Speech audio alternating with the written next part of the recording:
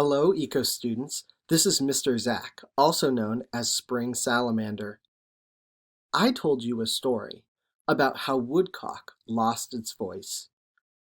The woodcock used to have the best singing voice in all of the marsh, but then bragged until red-winged blackbird tricked it into sticking its long bill down into the mud, and its bill got so clogged that it couldn't sing anymore. Well, there's actually a woodcock in this photo right here. Can you find it? Take a minute to look closely at the picture and see if you can spot the woodcock hiding.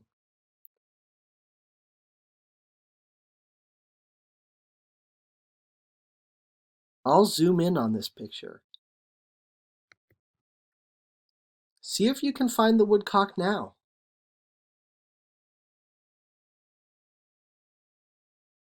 Still trying to find it? I'll zoom in a little bit closer. There it is. You're seeing the top of the woodcock's head with one of its black eyeballs facing you. The top of its head has some black feathers with some tan checker spots.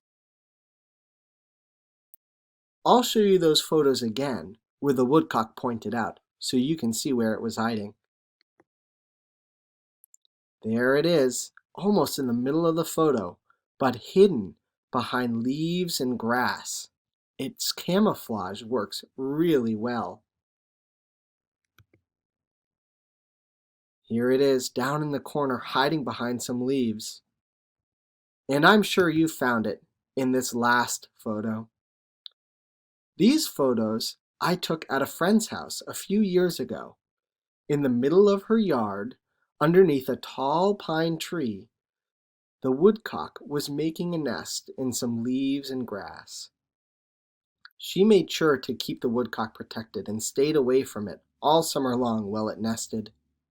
But I got to go and take some photos of this really well camouflaged woodcock. Woodcocks blend in really well in the forest. One day, while Carrie and I and some students were out in the forest at North Branch Nature Center, we saw a woodcock walking through the woods. Here's a picture I tried to take of it. You can just see the woodcock in the middle of the red circle. It's that tan, round lump that's in with all the multicolored leaves. They really do blend in. One day, Ken and I were walking through the big field at the Nature Center. I looked down in the grass, and there was a baby woodcock. I had almost stepped on it. I took a picture and then walked away to make sure it could get back to its mom safely. It almost looks like a baby chick, but with a really long bill and really big eyes. After telling you all the story of the woodcock the other day, I thought I would go try and find one near me.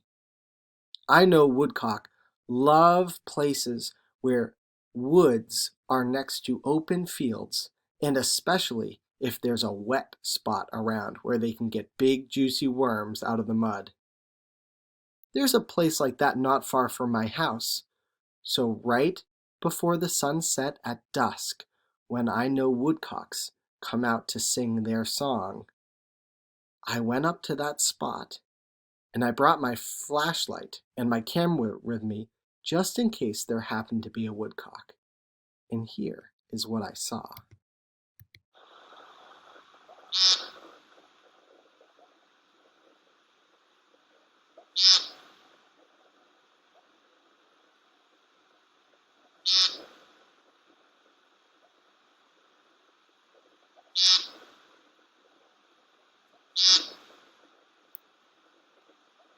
Mr. Woodcock was out in the field making its little peent song.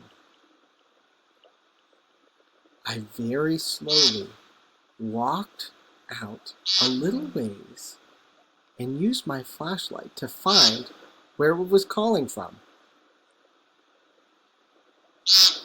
I was able to watch this woodcock for about 20 minutes, and it called the whole time. It didn't seem to mind that I was there at all. If you remember in my story, woodcock is a little bit shy about its voice, and so it only sings after the sun is setting.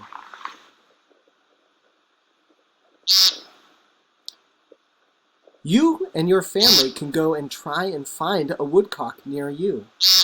If you can think of a place where there's a forest next to an open field, maybe one with grass, and near a wet spot, maybe a swamp or a pond, there might be a woodcock calling there in the next few weeks.